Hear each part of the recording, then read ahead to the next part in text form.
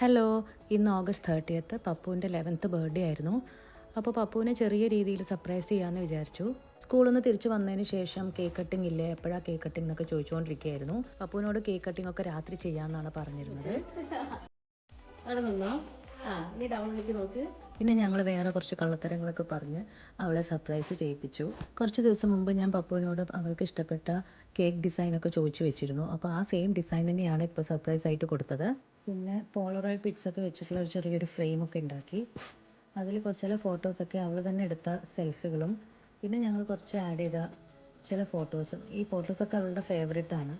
അതുകൊണ്ട് അവൾ ഭയങ്കര സർപ്രൈസ്, ഭയങ്കര എക്സൈറ്റഡ് ആയി ഇതൊക്കെ കണ്ടപ്പോൾ.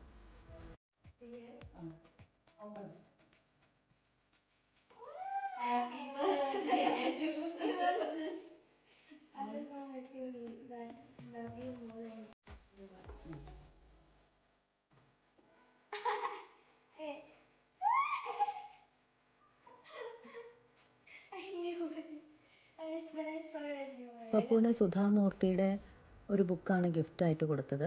ഈ ബുക്ക് സുധാമൂർത്തിയുടെ ദ ഗോപീസ് ഡയറീസ് എന്ന സീരീസിലെ സെക്കൻഡ് ബുക്കാണ്.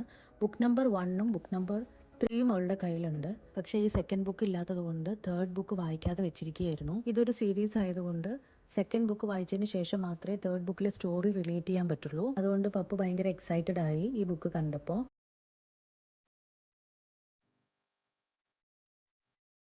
പപ്പു ഭയങ്കര ഹാപ്പിയായി. കേക്ക് കട്ട് ചെയ്യാനുള്ള എക്സൈറ്റ്മെൻറ്റിലാണ്.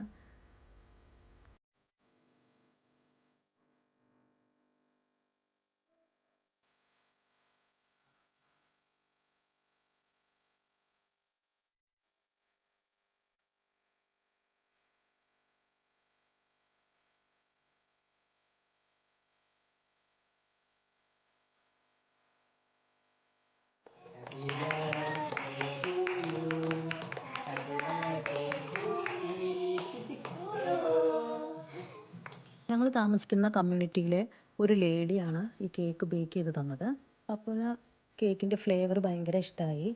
ചോക്ലേറ്റ് മൂസ് കേക്കായിരുന്നു.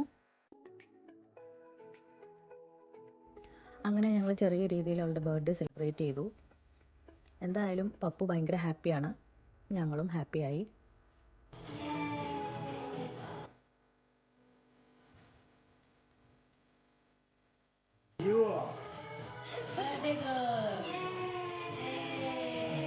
ചെറിയ രീതിയിൽ ഫോട്ടോഷൂട്ടൊക്കെ ചെയ്തിരുന്നു. ആ ഫോട്ടോസൊക്കെയാണത്.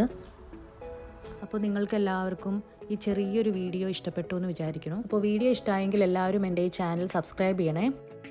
ഇതുപോലെയുള്ള വീഡിയോസായിട്ട് വീണ്ടും വരാം കേട്ടോ. അപ്പോൾ എല്ലാവരും ഹാപ്പി ആയിട്ടിരിക്കുക. Thanks for watching. ബൈ.